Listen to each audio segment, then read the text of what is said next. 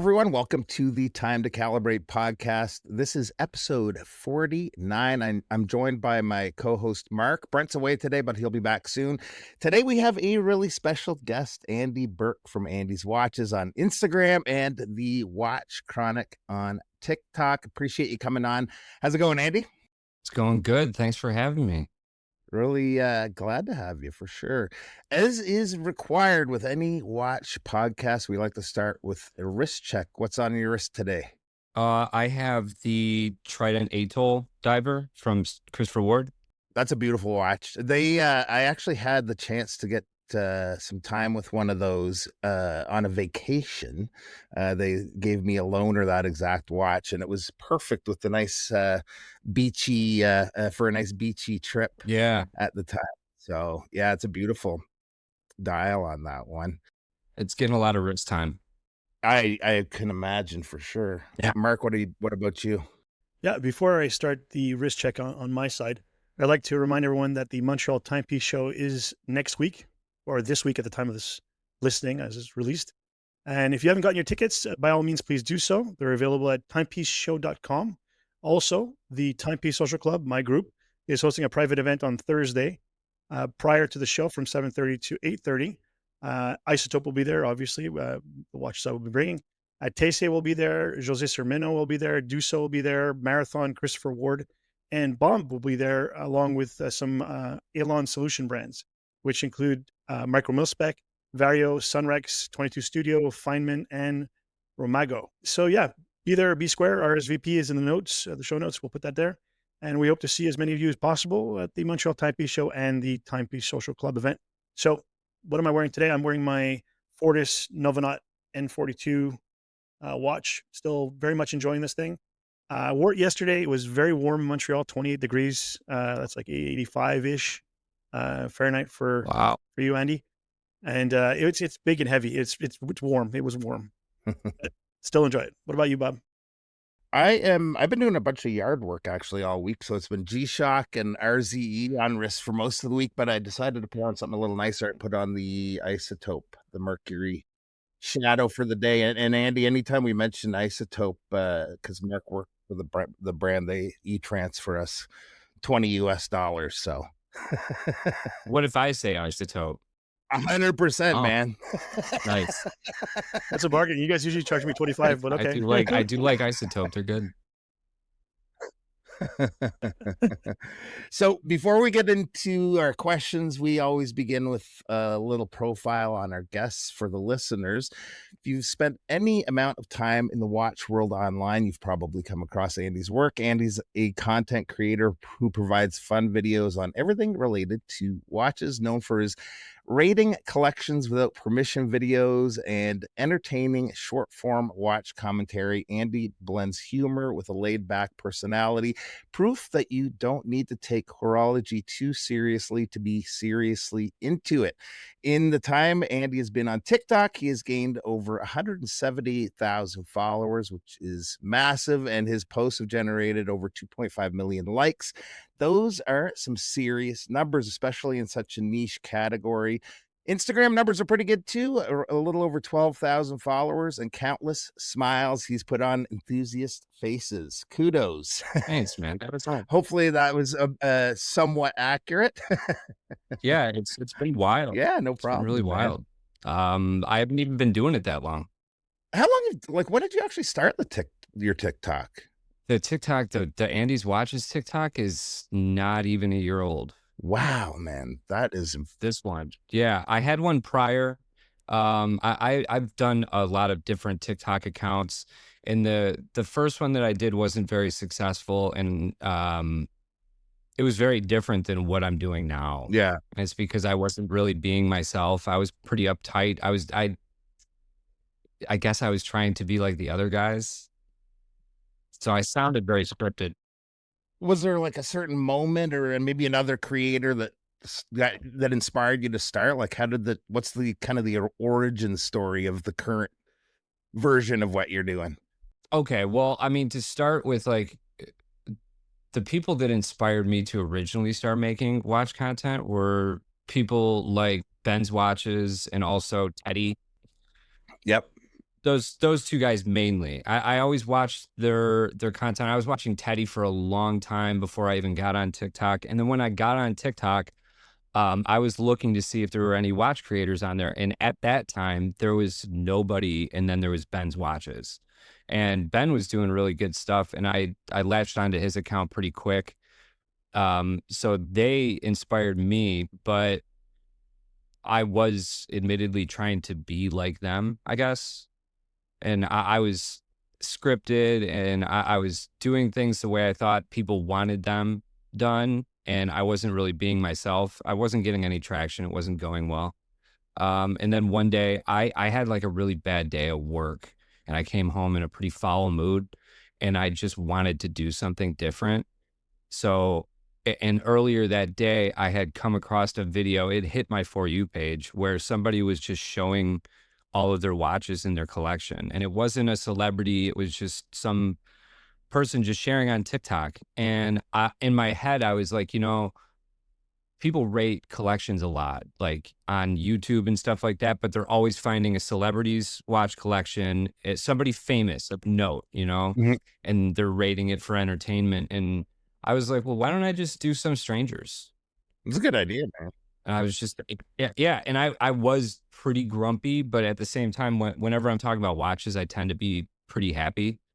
So it was like kind of this weird dry Yeah. take that I did on the very first one, and it went viral and people just wanted more. And now, I mean, I try to put out at least 4 of those a week, 5. They take a long time to run and edit, and they're usually long videos, but yeah, I do like 4 or Mhm. 5 a week now. Wow. Yeah. And how long have you actually been into watches? Like what got you started down the watch rabbit hole? I've always liked them since I was a kid, but I didn't start collecting them and taking it seriously till a little over 8 years ago when I quit drinking. Yeah, I started to have, just like extra money. And I had one watch that was decent. And I like one day I was like, you know what? I want to get like a nice new watch. And I jumped on YouTube. And then the first person I found was Teddy. And I just started watching all these different videos. And then I found other creators, and I started going down the same rabbit hole that I think everybody goes down. Yeah. Yep. And I just started, with the same stuff that most people do. Seiko, all those things. I started to work my way up, got into like Hamilton, then Omega. But then I decided to get away from Omega and then jump on a Grand Seiko, and the rest is kind of history. So I've been trying a lot. Yeah. That's awesome. Yeah, to me, you seem to have popped out of nowhere. But that's probably the old Bader Meinhof Yeah. phenomenon, where my brain started selectively attending to your content and making it feel like suddenly appeared out of nowhere. But you've probably been around, like you said, for a couple of years. Either way, your Tom Selleck-esque mustache started filling my feed, and at some point I started watching, and your humor is what really got me to keep watching. There's one in specific where someone dare you to rate their collection, and I love the way you had edited it. I think this was maybe a couple weeks ago. You had gone back and forth with them as you were talking. The edit was fantastic, and the humor was there. You did such a good job, and that really pulled me in. Was it the guy with the mustache? I don't remember. Hey, look, when we started talking to you about doing this show, both Bob and I binged watched a lot of your stuff. So There was one guy where people were like, we almost felt like you guys were actually having a conversation. And that guy, that's probably the one. his video was so That's the one I saw well that too. done and funny, and it flowed so well. Like when I first found it, I was like, oh, I can't wait to do this. And as I was going through the video, because the one thing that's true is I watch like the first 30 seconds of the videos to decide if I'm going to do it. But then I don't want to know what the rest of the video is, because it makes my video more authentic. It makes it more fun for me too, because I don't know what's next. I don't know what he's going to show next. So Yeah. I always like to go into him that way. And that guy's video is just so good. And then I ended up speaking to him afterwards, and I found out he's a stand-up comedian and an actor. So he just has like Charisma. good presence on camera and good charisma and stuff like that. But yeah, that was actually the most fun I had doing one. Was his. It was hilarious. Well, it showed. It really was a good one. And since you got involved into this watch related content online, how has your taste evolved over the time? Oh, Ooh, a lot actually. And the one thing that I'm thankful for is I started in this hobby with not a lot of money, but an open mind. And I've never like now I can afford a little bit better than what I was getting before, but nothing crazy. And I've always just kind of had the same mentality where like if it looks good, the specs are good, and I've researched the brand and this all looks okay, like I don't care what other people think. This is my watch. Like it's for me. You're supposed to wear what you love, right? Yep. And my tastes have evolved even more than they already were, and it's because of outside influence, other creators, taking chances because I needed like content ideas, and kind of realizing that there are a lot of things that I like, and even more than I thought before. Like for the longest time, I knew that I liked like maybe smaller case watches, but I didn't think I would go too small. And then I was gifted a vintage watch that I believe is like 32 millimeters, Holy cow. and I love wearing it. I never thought I would like something like that, but I love it. Very cool. Yeah. So I'm an old dude and I can't wrap my head thoroughly around TikTok. I mean, I have a niece that's all over it, and I don't know, just it's not for me. But you do both Instagram and TikTok. Yeah. How different are the audiences between Instagram and TikTok? Well, TikTok has better reach, better algorithm. Um, so if you want to get seen, TikTok is definitely the one. Once you have established yourself, like Instagram can get better. But the thing that I noticed is like I didn't start my Instagram until my TikTok had been going for 6 months. Mm, So I already had around 100,000 followers on TikTok, and then I started the Instagram. okay. I had an Instagram that was just like my normal social Instagram where I posted all sorts of stuff like gym content, everything else. So I had to start a new one, and the audiences are similar, but I'm seeing more negativity, more trolling, and more hostility on Instagram, and more positivity and a wider audience on TikTok. I know a lot of people are really apprehensive about TikTok because it is weird. It's different than the other ones. But the truth of it is it has the best algorithm for social media, period. Like there isn't an algorithm that will ever beat TikTok unless they do what TikTok is doing. Hmm. So, yeah, Maybe we should give it a shot. yeah, That's interesting. it's the best way to grow. It's the best way to get seen. But I've also told brands that if they want to get seen, it is the best route, and I've already seen it happen. hmm The owner of Monceau, the micro brand that's like a revival brand, Yeah. the moment that he started doing TikToks and then started sending his watches out to TikTok creators, and also obviously Russell Crowe, the moment he started posting videos and getting his watches over to creators, he started basically liquidating his stock. His inventory just like flew off the shelves. He sold out of one color in like 3 days. Wow. Wow. And he was on Instagram for months and months and months, paying for marketing, paying all this ad money through Meta and all these other things to get seen. And I've told people like, that's great, do it, but you don't have to pay anything, and all you got to do is go viral once on TikTok, and you're seen by possibly millions. Like you never know, and you don't have to pay for that marketing space. Yeah, we paid for a boosted post for our show for our podcast, and it did diddly squat, like literally nothing. It was a complete and utter waste of money with the Meta boost. We It might is. try. I'm going to see what I can do with TikTok, maybe for Isotope, and see if we can push some videos out there and stuff.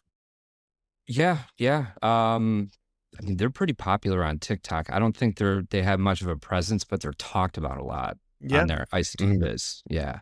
Mm. I'm trying to get Paul in to go on TikTok soon too, because every time I've talked about their watches, people freak out, and then they hit my DMs and they're like, "Do they have a TikTok?" And I'm like, "Not yet, but Mm. hopefully soon." See what I can do there. Mhm. And do certain type of watches do better on TikTok than others? Yeah. Right now, the sweet spot I've learned just because of the age groups that are more common on TikTok is anything, whether it's a big brand or a micro brand or independent, that is like 500 to 3,000. Mm-hmm. That's the pocket right there. Obviously, there are people that are on TikTok that are interested in much more expensive pieces, and you can appeal to them as well. And if you go on Instagram, you're going to appeal to all those people. But the more affordable range and like those like entry level luxury pieces, those price ranges, they kill on TikTok. They do Wow. really well. Yeah. Is it also plastered with the AP swatch garbage like Instagram is right now? Right now, yeah. And if you go to my channel, you'll only see one little video, and it's not even about it. I just mention it in the beginning of the video. I stayed away from all of it because the hype never got me. Yeah. Yeah. Bob and I stayed away from social media altogether on the weekend. I literally, I got sick of looking at it, and I was like, you know what? I'm just gonna put the phone away this weekend because it was so Yeah. abrasive after a while. Well, but- and once I saw the actual release, I was actually relieved that it was just like this pocket watch. yeah, My fear was that it was going to be a plastic Royal Oak, which is uninventive. There's no thought that goes into that. They're just like, hey, let's take our most timeless and popular design and make it into plastic. mm-hmm. But that's what Lugs and others are going to do. Yeah, it's just a cash grab and that's it. But the pocket watch thing, kind of cool, right? But like those, we've already been told now the movements aren't serviceable.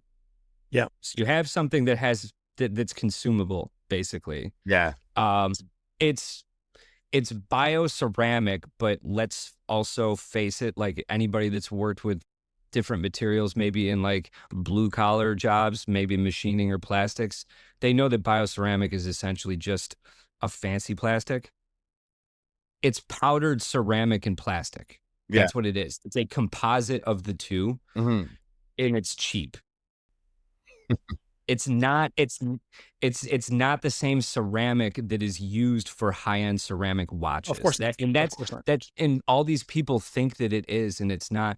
That, but at the end of the day, they didn't take the easy route. But also, all of the toxicity and hype surrounding it is not for me, and I'm not going to jump on that bandwagon. But my views suffered for the entire week. Oh yeah. And as a paid creator, that kind of hurt, because it's like, wow, so because I'm not going to talk about a plastic watch, my views are just going to suck and I'm not going to get a good payout. All right. Yeah, I didn't think of that. Yeah.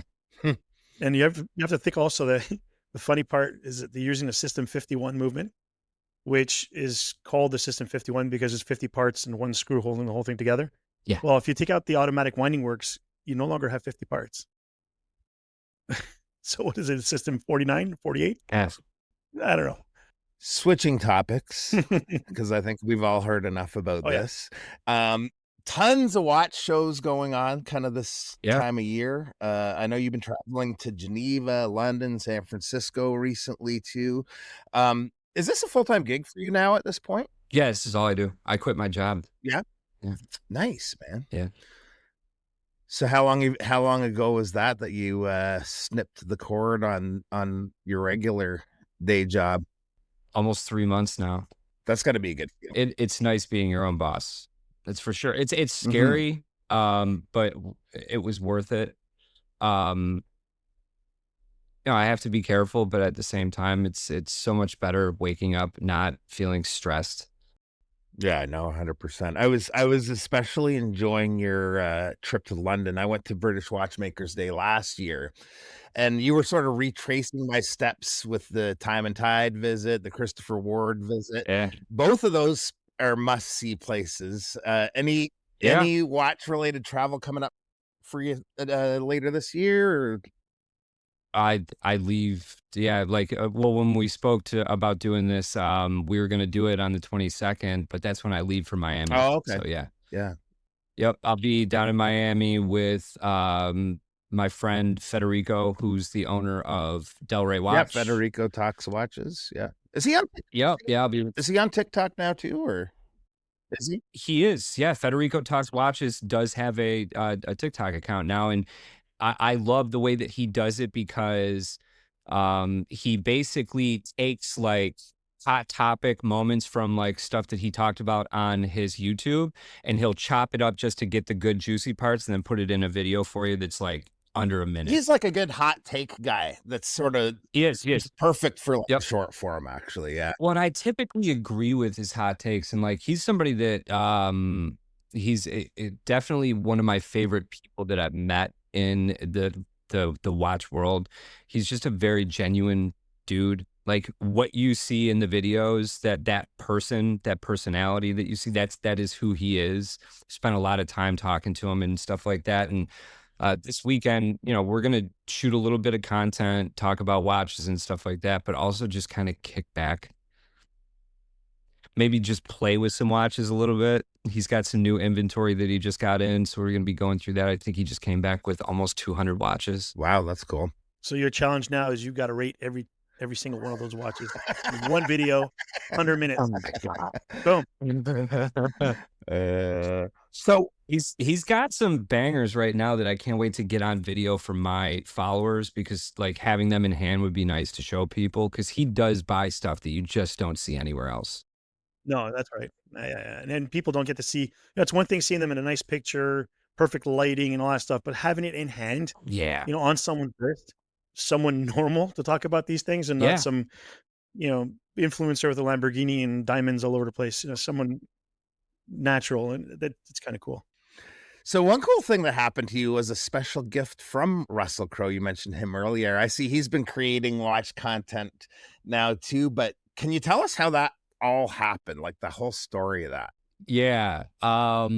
So that's wild, man. So full disclosure, and sorry for the sirens. I live in the city. Oh, no worries. I'll let them pass by. Yep. The crazy, well, the thing that made it so special for me is like, so I'm 41.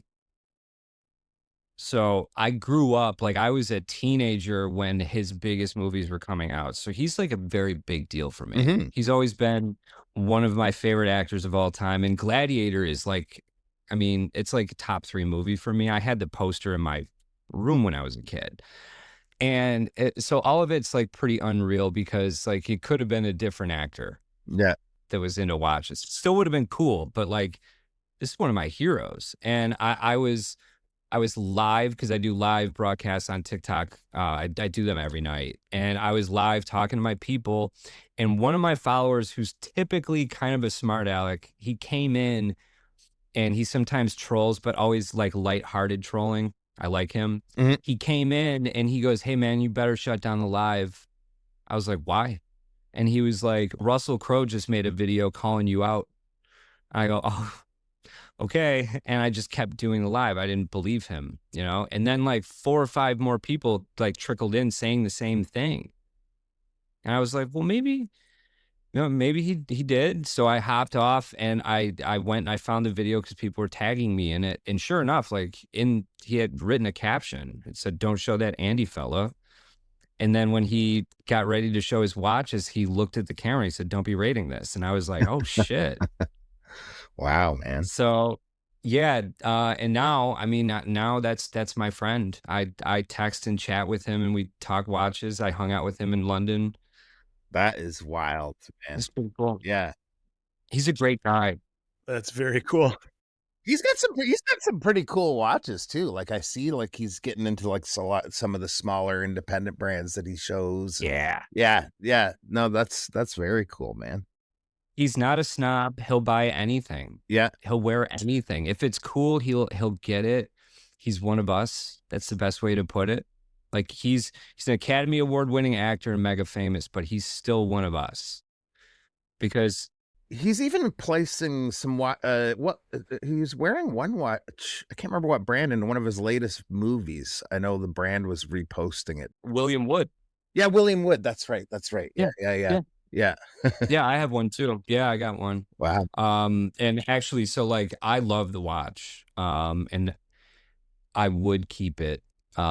But my dad, I don't know if you guys have seen the videos where I have my dad react to watches. My dad had such a crazy reaction to the William Wood watch that I've actually already wrapped it up, and that's going to be his Father's Day gift this year. Oh, cool. Oh, that's awesome. But Yeah, William Wood, he wore that in a movie. And we're hoping that maybe in one of his next movies we'll see kind of an obscure piece. Because he always chooses his watches for the movies that he does. If you go and you watch, I can't say for sure that every movie he's ever done he gets to choose his own personal watch, but the majority of the movies that he's been in, those are his watches. Yeah, he had a really cool 5513 in Gladiator. It was pretty awesome. The only problem is now is that you can't let your dad listen to this podcast until after Father's Day. Yeah, and that's what sucks about like him being on my TikTok. Like I love that he's part of it now because he has a TikTok account. He doesn't make videos, Oh, wow. but he has an account, and now like he comments on videos and he even replies to other people's comments. And now he's following some of my friends and followers and he's commenting on their videos. Okay. So he's all over the place in there. So I can't talk about it on my TikTok, even on lives, because I don't know if he's like in the live. But yeah, he's become like a big part of the channel. And it's been nice because it's a way to stay connected with my dad. Sure. Sure. And also like the whole Russell Crowe thing is obviously crazy for him too, because I used to watch all those movies with my dad. So Oh yeah, 100%. Yeah, absolutely. I'm a huge fan too. Gladiator, I'm a little older than you are, and I remember Gladiator when it came out yeah, and seeing it in the theater, and it was just, what a movie. What an epic. And Beautiful Minds. And Yeah. just such great movie. Just Master and an Commander incredible is, act. is another one that's really big for Master me. Commander, yeah. Yeah. Gladiator I saw for my 15th birthday in the theater. Wow. It came out a few days after my birthday, and like the previews were, obviously on TV for weeks and weeks and weeks. And I just remember like finally looking at my parents one night and being like, I want to go see that for my birthday. Mhm. And they took me. Yeah. That's wild. Now I got the watch. Yeah. That is wild, man. Yeah. I got insurance on that watch right away. Yeah. No, I'm sure. I'm sure. So what's harder, staying consistent with the content or staying authentic with your opinions? Staying consistent with the content.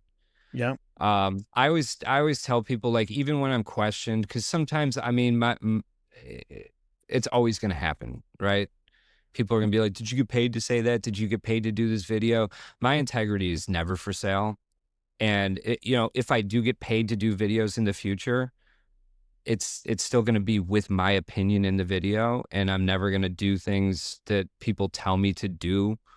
I'm never going to let somebody tell me like, hey, do the video this way and say this, this, and this. I'm never going to be that guy. The best I can do is just keep being myself and hope that people, trust that I'm not selling out. But yeah, like there are times where I'll wake up and I'll think about a video to do and I'll be like, you've done too many of those. You can't. Like, and then all of a sudden I'll be blanking out and it's like writer's block. And I'm like, well, I don't know what to put out. And I have to put stuff out every day. I don't get a day off. Oh, wow. If I don't put up a video, I don't get paid. So, Wow. So how does it work with TikTok? It's not like YouTube where video is perpetually on there, and then as it gets more views and more likes or whatever, you get revenue. Is TikTok just, it disappears after a while, or is it just continues to? it will gain revenue and get you paid for the entire month. Okay. So the month that it's out, whatever it generates, that's your payout. So And if that video generates more likes the month after, nothing. nothing. Okay. Okay. So it does force you to keep on going, right? Yeah, it does force you to keep on going, because if it was the other way around, a lot of us would be just, yeah, there would be a lot of money getting tossed around, I think. I guess. Yeah. Yeah, because like you get a couple really good viral videos with the way their algorithm works, they would be shelling out money left and right to these creators. I mean, I would love it. That would be cool. But yeah. But yeah, it's one of those things. The video has to be over a minute long. It has to be your original content, and it can't break any of the rules. So That's interesting. Have you ever changed your opinion of a watch after handling it, or due to some audience feedback? Yeah. Yeah, it just recently happened. And it may or may not have had a little bit to do with a not stern conversation, but um a a conversation with like a heavy pat on the back kind of thing from Russell. Okay. So for a while I'd been saying stuff about Shinola, but admittedly never owned a Shinola watch, never really handled one. Kind of used like other people's opinions to form my own. And I was saying a lot of stuff about Shinola. And then when I hung out with him in London, he was like, "You do know that your take on Shinola is dog shit, right?" And I was like, "Whoa, what do you mean?" And he basically like re-educated me. And he was like, for the pricing, this, and this, and they never claim that they're 100% made in the USA. They say they're assembled in the USA. But he also kind of told me how this was like, a brand that was trying to bring something special to a city that needed it. Oh yeah. In a time when it needed the most. In a time that needed it the most, and also using a brand that was already well known for other things and trying to expand it. The name Shinola, that whole saying, he said, that saying goes back to when it was shoe shine. But people use it for like the watch brand now, Shit or Shinola or whatever. But yeah, and then I went and I handled a few. So my friend just bought one and I went and I checked it out and I was handling it and I was like, oh, you know what? I guess I was wrong. And I had to make a video about it. So, yeah. Sure. Yeah. We're entitled to our opinions, but we're also entitled to be wrong. And, with evidence and with, some experience, come back and change your mind. I mean, the people who double down and never change their mind are the ones that are mostly wrong. Yeah. 100%. So in your opinion, what goes into making a great watch video? And also, how do you keep your content fresh and manage to be so prolific? Well, a good watch video is anything now for me, anything that's original. It's hard to see something that you haven't seen before. But you can take like an idea that's been done many times and put your own original spin on it, which is kind of what I did with the Raiden collections. I like anything like that. The guy that I've been watching the most right now that I think is a really good example, who's just constantly coming up with new ideas that you don't see anywhere else, is a guy who goes by Raven Labs on TikTok and Instagram. The Raven is spelled with a W. It's WRAVEN. He does some of the best edits I've ever seen. Very unique ideas. Like he comes up with unique complication ideas for watches and will come up with he'll have a full green screen, like animation behind him showing all the intricacies of what he's trying to create. But he also keeps it very funny. Like he's hilarious at the same time. I definitely encourage you guys to check out his content. He's pretty slept on. Do me a favor, send me that name. I will. In a message later. I'll put it in the show notes for everyone else to check out as well. Yeah. And what trends are you loving right now, and what trends do you think are overhyped? The trends that I'm enjoying right now is anything that involves a community. So I like a lot of where people set up videos where they can either be stitched or duetted on TikTok.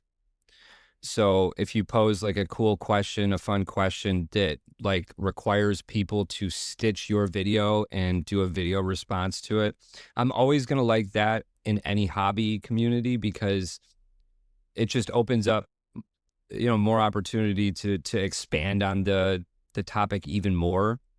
Like you can go even further after the second video. I like those.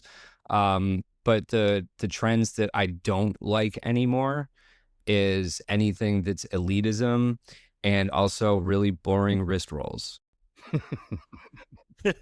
Especially the really slow ones. They're the worst. Nobody ever asked for the slow wrist roll. And like the one guy that did it to be funny, he did it. And I bet like he was like, that was pretty good. But then after he did it, and he saw people doing it more and more and more, I bet you that guy was like, all right, fucking stop it. Like, Enough is enough. Like, it was fun the one time. Now everybody's doing it. It's like, yeah, how many times we got to see that bracelet, man? Yeah. Oh man. I do them I'm fast. guilty for the odd rich roll. I flip them over pretty quick. Like, I'll Yeah. start to roll slow, but then I just flip it. Yeah. Yeah, those are really driving me crazy. But yeah, I don't see any really bad trends. You see the same ones that you see on Instagram, YouTube, and everywhere else that I think just aren't going to go away. So it's not worth mentioning them. Like, there's always going to be elitism. Yeah. Yeah, it is what it is. Yeah.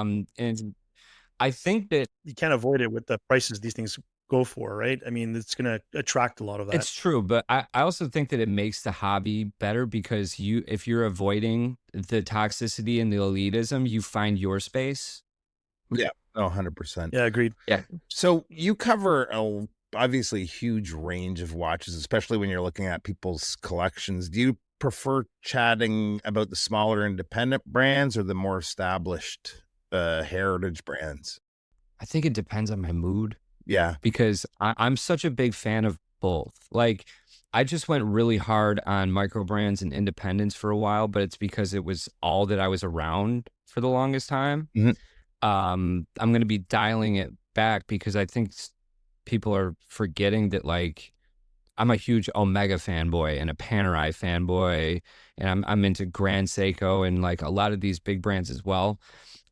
The one thing that excites me the most is getting hands-on with something I've never tried before.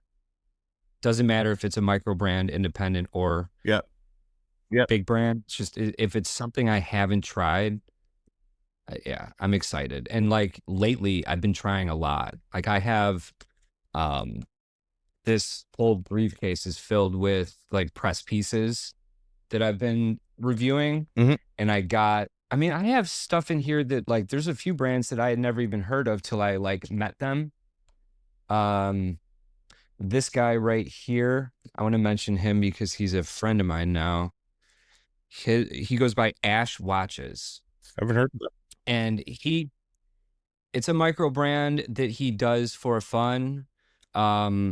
These are all repurposed cases from really old watches. He finds either like old Wittnauer, Gruen, old watches, and he refinishes the cases, repurposes them, makes his own dials that are all really crazy, and puts various different movements in them. Like, some of them, this one right here that he sent me, it has one of those quartz movements that has a sweep. Oh yeah. Oh, yeah.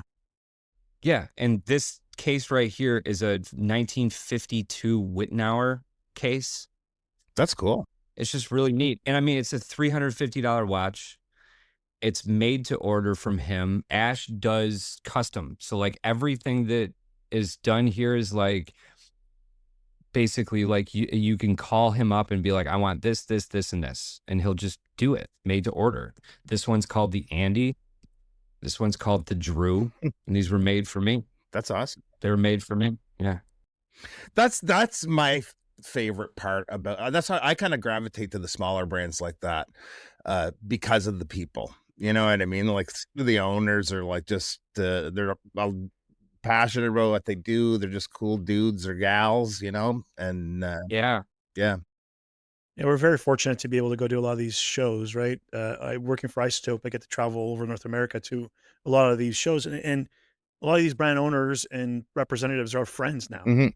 Yeah. Like, I love those brands because of the people behind them more than, I mean, the watches are fantastic too. Yeah. But those people mean a lot to me, and I'm sure that's the same for you now that are traveling to different shows as well 100%. and working directly with them. Yeah. I mean, geez, the guys that run the brand Awake are like definite personal friends of mine that I like. I see them, I run and give them a hug. I love those guys. Yeah. Same with Raphael that runs Formex and his entire team. I've known them for years now. Yep. Yeah. Like, Yeah. I've hung out with them outside of shows so many times, getting wild and crazy late at night. Like, I love all those people. The micro brand owners are the most fun. Yeah.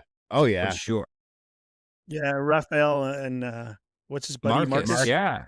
I love are Marcus. great guys to have drinks with. Yeah. Oh, Marcus yeah, is like, That's for he's sure. the nicest guy ever. He really is. Like Oh yeah. he's such a treasure, like such a perfect guy to be in that space. He loves to yeah, talk to people.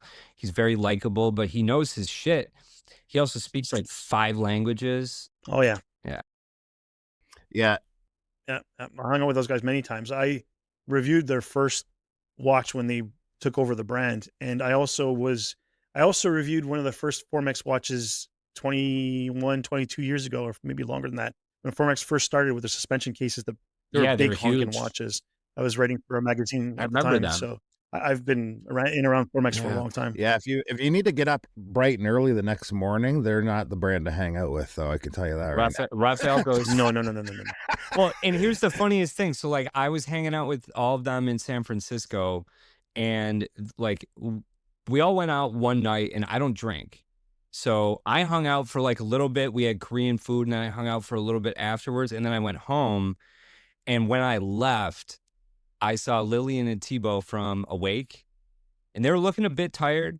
And I said, I'm heading out, guys. And I said, you guys leaving soon? And they were like, yeah, we're going to leave soon. And I was like, you sure about that? I was like, you're hanging out with Raphael right now. And I was like, I see a drink in your hand. I was like, if you're having a drink with Raphael, it's not going to go well. They were like, we'll be fine. And then the next day, I saw them at the show, and I see Thibaut walking up, and he looks so tired. And I go, hey, how'd last night go? And he goes, I really should have just left. And I go, yeah. I go, Raphael goes a little hard. And he goes, that guy's a maniac. And I go, I know.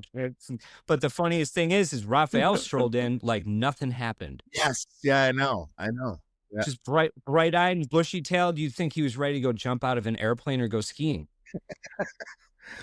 There's some karaoke stories in Toronto from last year that They love probably shouldn't share. karaoke, dude. I won't ever go and do karaoke with them again. Because I don't drink. Like, that was the first time that I realized that Yeah. I can't do karaoke anymore. Because I hadn't been around that scene since I quit drinking. And then, like, I hung out with all of them. This was like 2 years ago. And at the end of the show, Marcus was like, hey, we're going to go to a karaoke bar after this. Do you want to go? And I was like, it's not really my thing, but I'll go and I'll hang out. I lasted 20 minutes and I ran out of there. I was so annoyed. Because I realized, I was like, you have to be drunk to enjoy this. And Yeah, you have to be drunk to want to do it. Yeah. Yeah. 100%. So I ran out. That's crazy. So the last few days, obviously, we talked about it, but the social media has just been flooded with the certain brand collab that I don't even want to mention the names anymore. But do you find that social media has changed the way people collect for the better or worse now? I think for a while it made it worse. Like in the early days of social media, it was just elitism. Mm-hmm. Because I can remember being in watch groups back on Facebook back, like 9 years ago. And it was like, like in the wrong groups, don't you dare post a Seiko because you're just going to get trashed. You know what I mean? Mhm. Now you don't see that. You see a lot of people encouraging people to just wear what they love and also don't go outside of your means. Don't take out a loan. Mhm. Buy what you can afford and enjoy what you can afford because you can find something nice in every price range. That used to not really be a thing that was talked about a lot. So I think nowadays, like 2026, it's for the better. Yeah. I agree. Actually, I never really thought about it, but even back then, because I've been around for a while, 7 or 8 years on social media too, and there was a lot. I found there was a lot more trolling back then. The lot more elitism, like you're saying too, and it seems like that's gone. I mean, I there used to be my feed would be filled with guys with the wrist check with the steering wheel of the whatever car. Yeah, You know what I mean? Or all of the watches are along the seen steering that wheel so many and all of times, that and like, kinda, yeah, if unless in that steering wheel better show a Maserati or a Mercedes or BMW. Like if it's a Toyota, it's just like, unless it's a brand new one. I don't. Yeah, people got really weird about that, and yeah, it wasn't about that. So like, I remember just being like a silent watcher in the early days of those. Mm. And I didn't feel comfortable talking about my pieces or sharing my watches at all. I was always nervous. Yeah. I didn't like that. Now I'm always excited, even if it's a cheap watch. Yeah. 100%. Yeah, times have changed. When I started doing this online, it Yeah. was way before all that. And it was a lot of, micro brands didn't exist. It was, Oris was a micro brand. It was $400 or $500 Oris watches, brand new. And, Rolex were $2,000 and Omega Speedmaster was $1,800. And then, like you said, as soon as it started getting more popular, then the elitism started, popping in, and then Instagram came around and the rest of social media. And then, I think that, COVID and the amount of attention that watches got during COVID Yeah. really sheds a lot of light on our little business, our little industry. And I think now, coming off the heels of the finance bros and the not the .com, but the NFTs and all that garbage going away, I think that things are starting to get back to, people really enjoying watches for what they are and sharing enthusiasm with everyone. Thank God. I think that's what we Yeah. need. Yeah. Tell me about it. Thank God. So on that note, do you think that short-term content has changed how people collect watches? 'Cause Bob makes longer form videos. I write reviews, so my stuff's long. Bob's stuff is longer. You're more in the realm of the short form, a minute, 2 minute kind of content. I do. So do you think that's Yeah. changed the way people collect now? But whenever you're getting your information faster, you're making your decisions faster. Yeah. That's true. That's true. And people's attentions are not what they used to be. I can't always get excited at this, but like sometimes I'll read messages from people that'll be like, I've been collecting watches a long time. And I see these a lot. It's crazy. And people will be like, I took a break, but you sparked my interest again. And I like that part of the message, but it's always at the end where they go, in the past 3 months, I've bought 13 watches. And then I'm like, man, does your wife hate me right now or what? Like that's cool.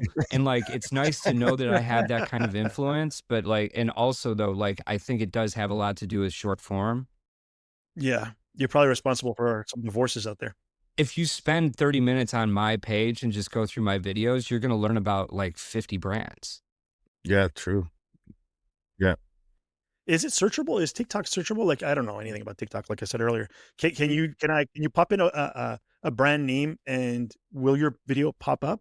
Like, how does that work? If you put in a brand name for like a watch brand in the search bar, you will get all the videos about that brand. And then like the top ones that pop up will be the most popular ones. So, yeah. Okay. So chances are some of them might be yours. Oh yeah. And I test it because like, so for example, like I'm still reviewing this watch right here from Paulin. Yep. Their diver. Yep. And, after I put up the video, I just went and before it even started getting views, I wanted to see the other videos on Paulin that were on TikTok, and there weren't that many. I Googled Paulin or I searched Paulin watches in the search bar, and I think I saw like 10 mentioned where they talked about Paulin watches, and I'm like, okay. And then after this video, the first one that I put up went up, I saw more surface up, and they were all very recent. So other people saw me talking about them, so they decided to talk about their Paulin watches. And all it does is just keep creating a web that spreads. Okay. And that's why I told them, I said, by the time you guys get on TikTok, you're going to see a bunch of people that are already talking about you guys. Very cool. Yeah. And you think that watch-related enthusiasm is healthier now than it was 5 years ago? I do. 100%. Yeah. What do you actually, I was just curious, what do you shoot on actually? I'm kind of a camera nut, so just phone? Mostly phone. I did just sell a camera that I used for video. And the video was decent on it, and I would use it a lot of the times for like outdoor stuff, but a lot of times I'm filming in my apartment and the phone is all that I need. So for a while I had the X-T30 Fujifilm. Yep. That I was using for video. I bought that when it was new. So I bought that like 6 years ago. And I used that for the longest time, but now, dude, I have only my Rebel. That's it. And then I just bought a Leica. And do you use like a DJI mic or something like that, or? DJI mics. Yeah, I got a DJI mics. I got the DJI. I got 2 gimbals from DJI. I've got a couple sets of mics from them. Yeah, that's about it. Yeah, they make some good product for sure. Yeah. So what's next for you in terms of additions to your own collection? Is there anything you're on the hunt for Yes. now? Yes. So I'm cooling it on micro brands because I've gone crazy on them, and I have enough micro brand stuff to fill me for a while, and I still have 2 more that are on the way. I have a Christopher Ward that's arriving next week. That was actually gifted to me from them, so I'm very thankful for that. They're sending me the Lumiere Trident in orange. Nice. Yep. I love that. But then I also just pre-ordered a Formex because I want to have 3. I told them, I said, by the time I get 3, that means you have to make me a brand ambassador. I jokingly say that, but I'm kind of hoping that Raphael one day is like, hey man, we're thinking about doing that. Cause that would be fun. But I just pre-ordered the Essence Legera with the gray dial. Those are nice. Oh, that's nice. Yeah. And then Russell and I both are done until October. So like the Essence was the last one that I pulled the trigger on. And then it's funny. He texted me like 2 days ago and he was like, all right, man. He's like, I said I was only going to get 1 more watch. I went to the store. I ended up getting 2 watches. He's like, so I'm fucking done until October. And I was like, last words. he will though. Like if he says it, he will stick to his guns. He will. And a lot of releases between now and October, I'll tell you right now. That's the thing though. And like, but when he said that to me, I think he also said that to me because it was him telling me like, hey mate, you've been going hard too. You need to pump the brakes. Yeah. Yeah. So, and it made me realize that I do. So I told him, I said, hey man, I just pulled the trigger on my last one. And I said, I also just put up a video about my goals for 2026, for the rest of 2026 for my collection. And really the only big goal that I have is a more significant piece. It's not a micro brand. It's definitely going to cost over $5,000. So I was like, I'll also wait until October with you. So I don't know what he plans on buying in October, but in October for me, I'm either going to buy a 36 millimeter Explorer or one of 3 IWC Pilots watches. It's a toss up. And you guys are watch guys, so this will make sense to you and you'll understand why it's a debate for me. So it's for the IWCs, it's between the Mark 15, the Mark 18, and the Mark 20, all for different reasons. The Mark 20, obviously, for the movement. The Mark 18 for the price. Because right now, you can get Mark 18s pretty much for the cheapest as far as modern IWC marks go. Then the Mark 15, because it's the best dial layout that they've ever fucking done. It's the best. Better bracelet too. Oh my God. It's a beautiful watch. It's so timeless. Like I love the hands, everything about it, but those are popular for a reason. And I'm seeing the prices go up lately. Yeah. On pre-owned ones. And I think they're only going to keep going up. Oh yeah. Because they're distancing themselves from that layout and that design language, and they're going more towards what they're doing now. And I'm like, oh, this is really going to be a thing of the past soon. So it's neo vintage almost, right? Yeah. And they're gorgeous watches. And love them. That bracelet with the little dimples or whatever you want to call them is so supple. It is so good on wrist. It's unbelievable. It feels like silk. Oh, it does. It's like if they turned like steel into silk somehow. It's the weirdest shit. Yeah. And IWC does quite a number on the ETA 2892. That movement is quite special, even though it's run of the mill ETA, whatever people say. Bulletproof. IWC does a number on it. It's a phenomenal watch. And just so our listeners know, you probably already know this, but the Mark 20 movement, IWC's movement, is actually a Baume Mercier, right? It's the Baumatic. Yeah. So yeah, it's great. Probably has a big better power reserve, but when it comes time to getting that thing serviced later on, that Mark 15 is, in my opinion, if I were to choose between those 3, I love the Mark 15. Yeah, and Federico has one right now, and I'll be seeing it. It's in Miami. So hey, with those 200 watches you guys are gonna be looking at, one can just although I don't think I'd mess with Federico, to be honest. No. Not a good idea. No. So We all have the one that got away story. Is there a watch you maybe regretted not purchasing or a watch you regretted selling? What's that watch for you? Oh man, I don't know which one is worse, the one I regret selling or the one that I did not purchase. Let's have them both.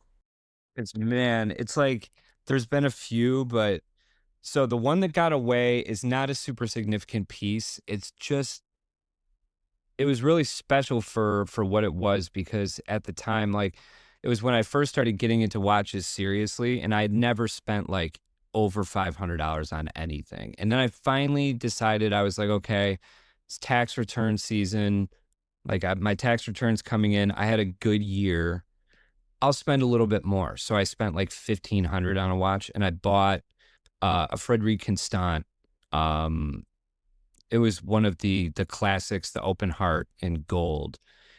And it wore perfectly on my wrist, and it was like really nice and made me feel special. It made me feel like I had something special, right? And I really loved it. And then I ended up selling it a few years later because I just wasn't wearing it that much. Mm. But then literally the moment I sold it, there were so many times where I was like, man, I want to wear that watch. I shouldn't have sold that. I shouldn't have sold it. And it was one of the references that they didn't make for that long, and you just can't find it anywhere.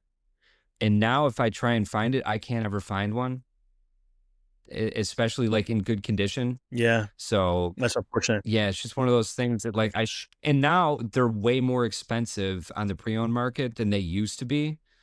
Yeah. Well, everything is, right? Yeah. It's Yeah. kind of out of hand now.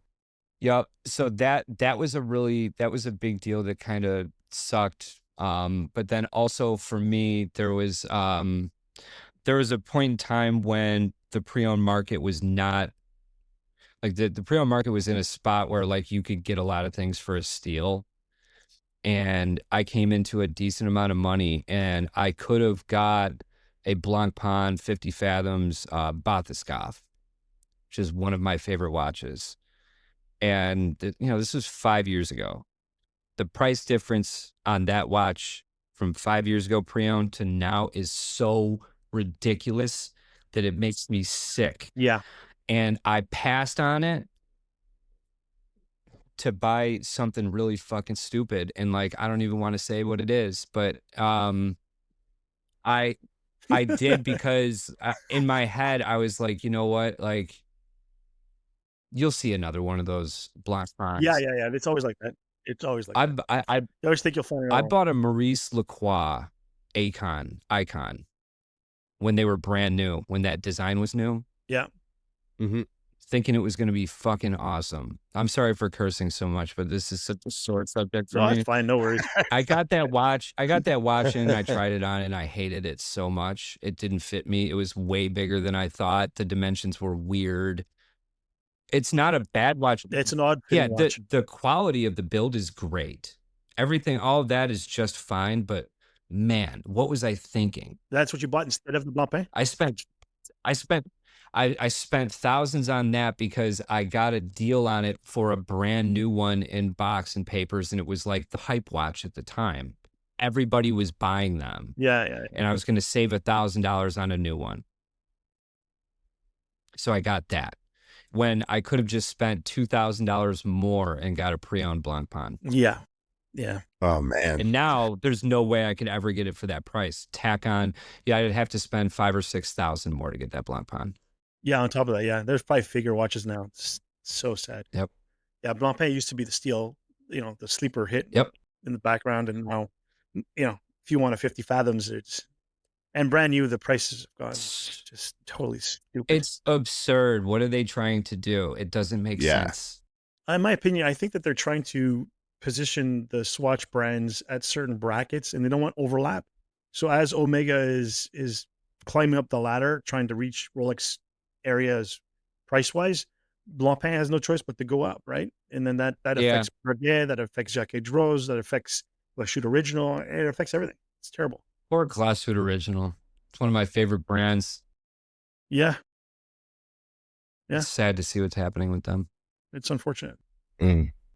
So was there ever a purchase mistake? Was that maybe it was the Maurice Lacroix that ended up teaching you something important? Well, that one and buying my first Rolex purchase ever both taught me like think it through.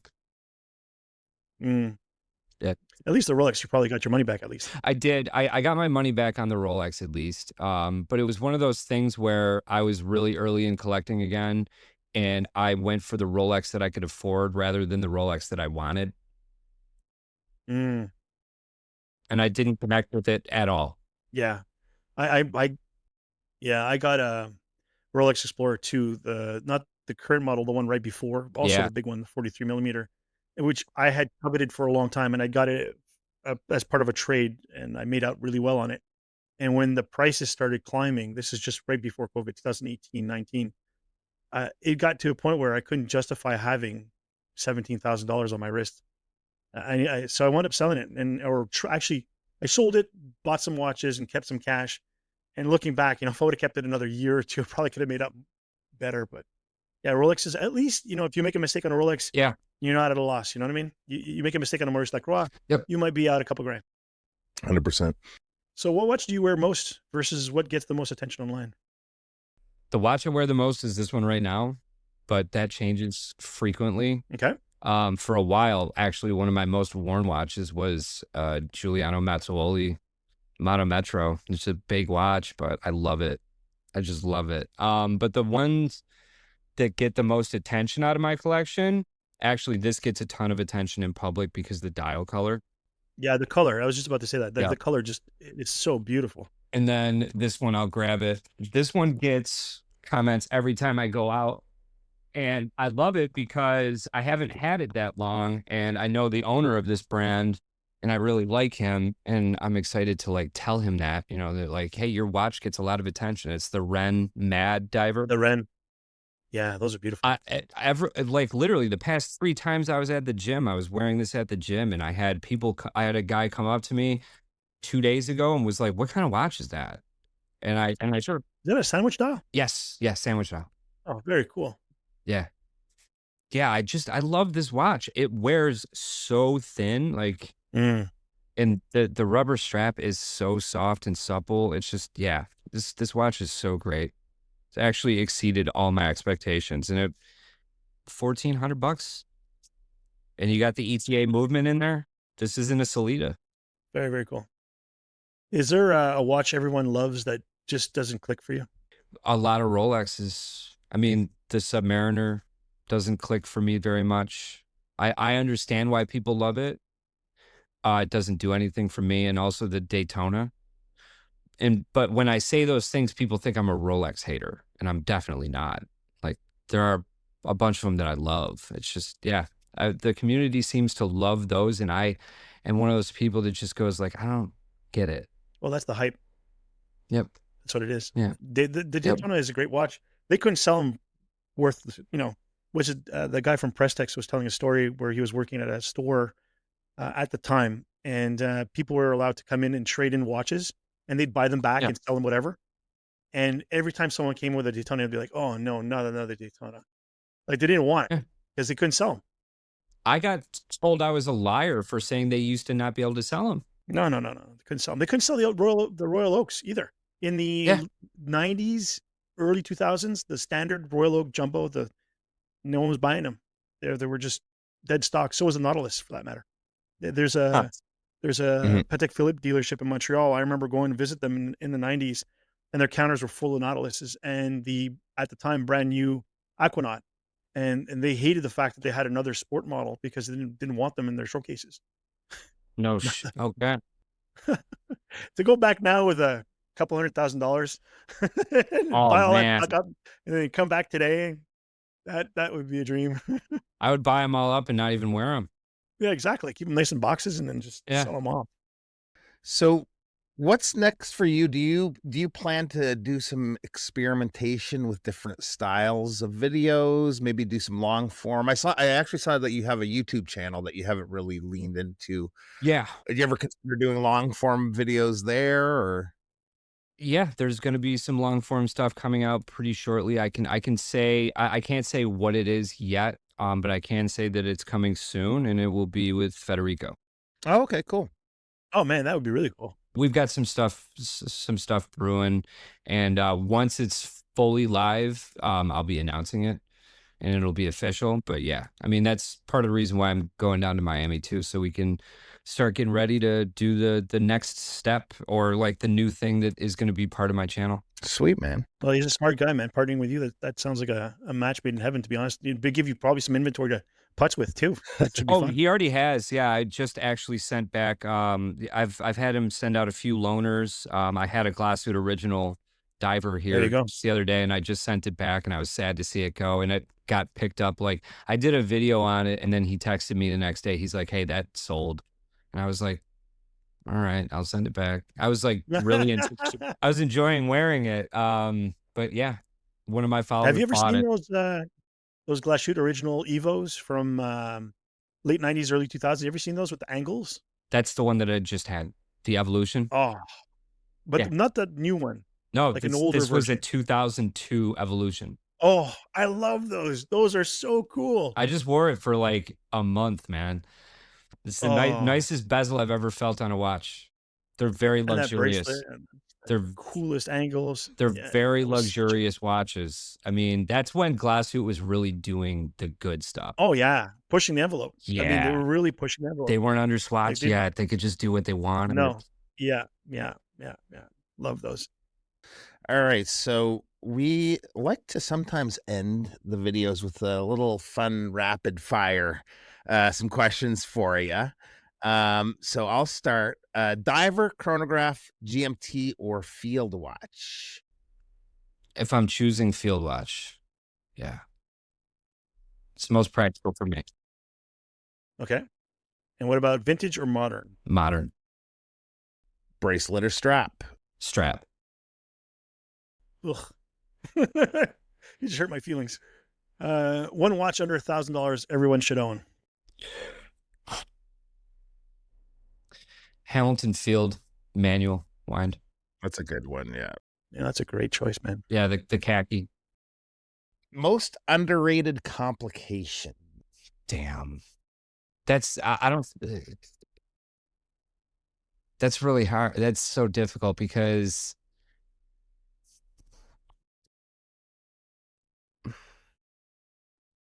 it's not underrated. My favorite complication, I think, is still one of the best complications, but it's not underrated. So I don't know. What is that? I think a chiming watch is still very awesome. It's not just a gimmick. It's a practical thing. Like, if you wanted to use it the way it's supposed to be used, Mhm. they're practical. I mean, there's a reason why the president was given Vulcain crickets. Alarm watches, mechanical alarm watches, were like very practical for people that needed something like that. And I still think that they're cool. I mean, you could say it's underrated now because you don't need it, because you have, alarm clocks and your phone and all of that. Yeah. Have you ever handled a cricket when it's actually ringing? It's pretty violent. Yeah. I mean, I can imagine having that in the middle of the night. Yeah, and it's say you have your head on your arm. it's definitely gonna wake you damn, up. will it ever? It's definitely going to wake you up. There's no way you're sleeping through that thing. Well, and when I was at in Geneva at Time to Watches, their booth was right next to ours when I was with Fitwell, Oh, cool. and it was just constant all day, every day, just hearing those things. Yeah. Oh, yeah. I can imagine. So what's your airport watch? I always travel with the Omega Railmaster when I'm flying. Which one is that? Which one do you have? I have the 2025. I didn't bring it over because it's in my other case. I got the 2025 one, the center seconds with the like gray dial. Oh, yeah. It's beautiful. On strap, obviously. No, that's one of the only watches that I wear on bracelet. So there's like 3 watches that I prefer on bracelet. No, 4. My Monceau Model 01 on bracelet for sure. Okay. Yeah. You got to have the bracelet. The Circula Facet has to be on bracelet. Surprisingly, Yep. the Christopher Ward, I love this on bracelet, even though the rubber strap is killer. And then the Omega. Everything else is on a strap. Yeah. What's your guilty pleasure watch? Oh, guilty pleasure watches for me are cheap watches. Yeah, me too. The AE 1200 by Casio. That's a good one. Yeah, I'm addicted to Casio. I have 3 Yeah. now.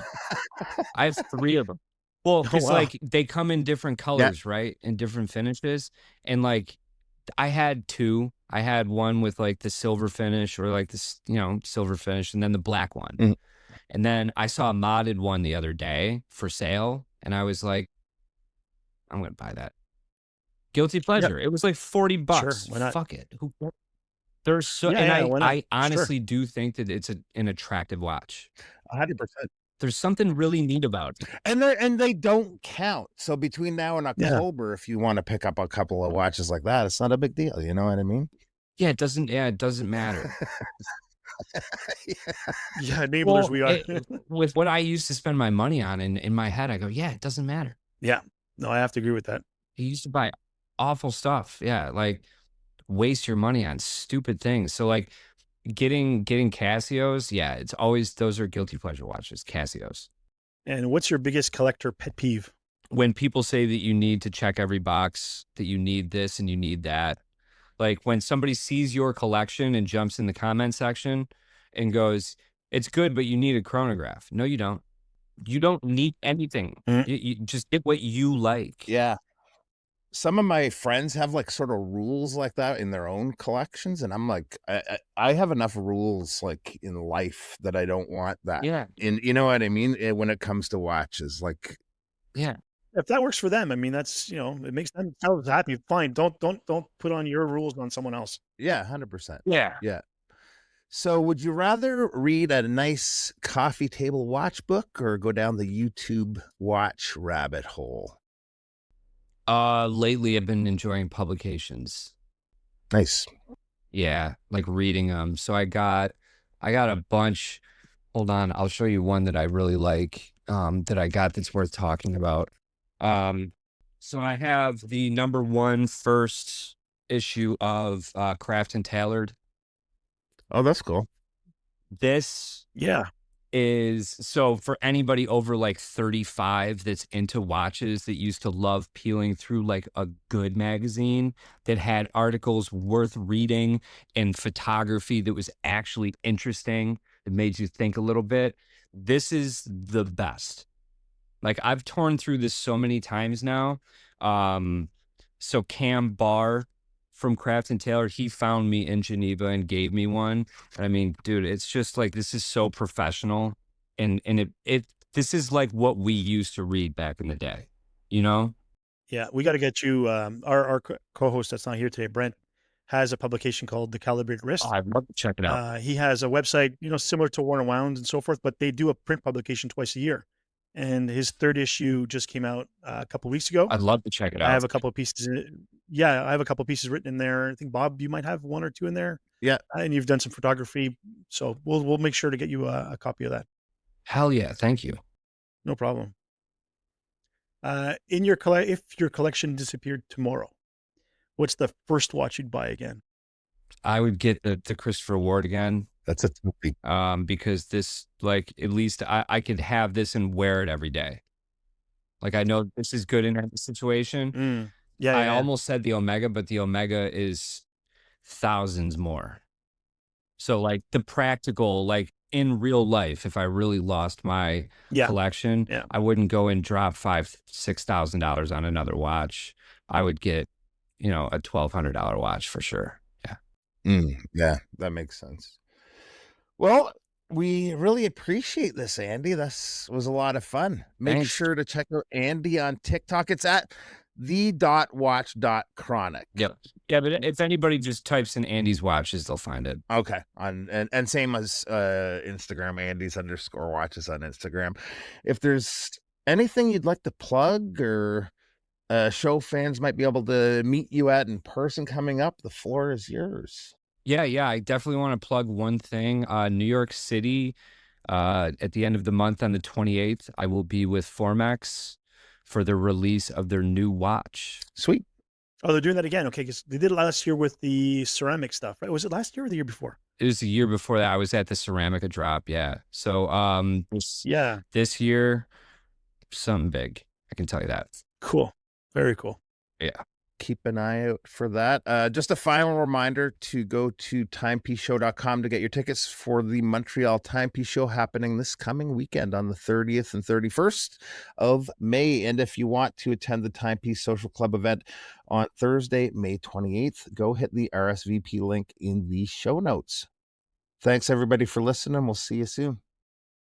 The Time to Calibrate podcast is a bi-weekly show and is available wherever you listen to podcasts. Have a question or a comment? Email us at timetocalibrate@gmail.com, or you can find us on Instagram at timetocalibrate. If you haven't given us a follow or a review yet, please do so. This helps platforms recommend us to like-minded listeners. You can also follow us individually on Instagram. I'm at Mark Time to Watch. Bob is at Time to Go 1978, and Brent is at Caliber 321. Also, be sure to check out Bob's Time to Go Travel and Timepieces YouTube channel, and be sure to visit thecalibratedwrist.com for all your watch-related news, editorials, and reviews. Lastly, if you like our show, do tell a friend. Heck, tell lots of friends. We'd greatly appreciate it. That's it for now. T2C out.